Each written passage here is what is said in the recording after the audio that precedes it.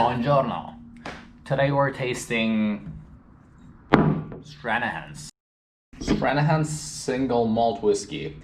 It's 47% alcohol by volume, 94 proof. It's made in Colorado. Stranahan's is actually the first legal distillery in Colorado. The thing about American whiskey industry, in many states, whiskey production is still illegal. Craft distillery guys oftentimes have to fight the government to make it legal for themselves to distill whiskey. Stranahan's were the guys who paved the way for Colorado whiskey industry. The cool thing about Stranahan's is that they're so popular in their local community and in Colorado that you have to get in a line several years ahead to get to stick labels on their bottles. Every person that sticks labels on their bottles gets to write some stuff on the bottle. This is actually the distiller signature. That's not what the person wrote on the bottle. And I believe it's only in bigger bottles because this is a smaller one. This is a half a bottle. This is not their standard size bottling. Yeah, you have to get in a line several years ahead to get to stick labels on their bottles for free and have some free whiskey, of course. I've tasted this whiskey before and I liked it. I liked it a lot. It tasted sort of kind of like the first time I tasted it, actually. The first time I tasted it, it didn't taste like much. It smelled very floral, very nicely. It didn't smell exceptional.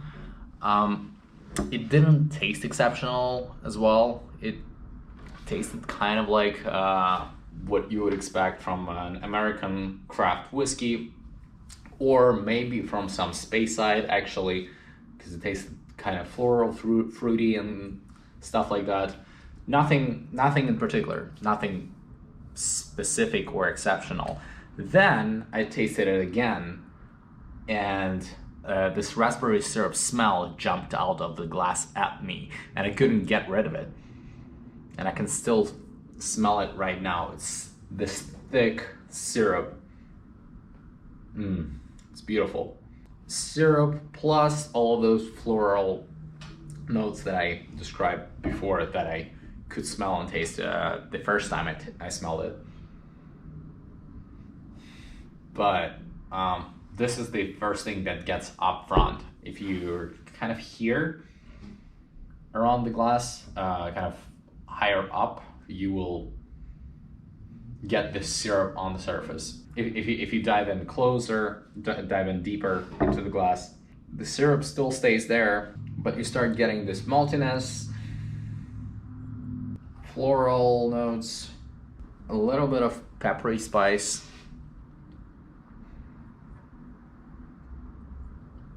Lovely, lovely, absolutely lovely.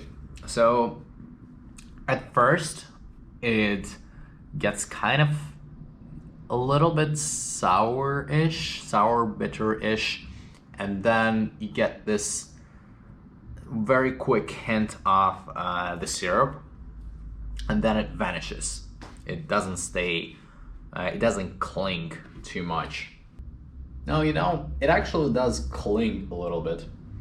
Yeah, it clings for about 5 to 7 seconds. It starts out with this sour, kind of like if you taste the raspberry syrup, this is what you would get from the raspberry syrup. It's kind of sour at first, but then it gets overwhelmingly sweet.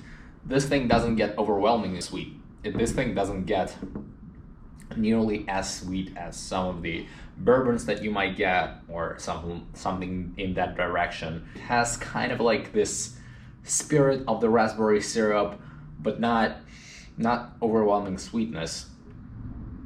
It's kind of like if you distilled raspberry syrup flavor and flavored LaCroix with it.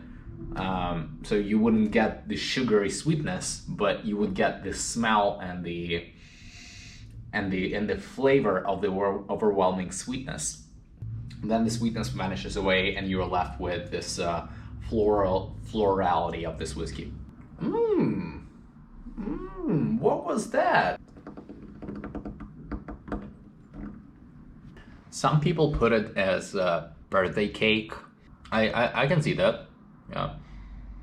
Yeah, depending on what you tasted before or what the smell in the room will be, you might get something like a birthday cake or a raspberry syrup thing. Very enjoyable. Very good.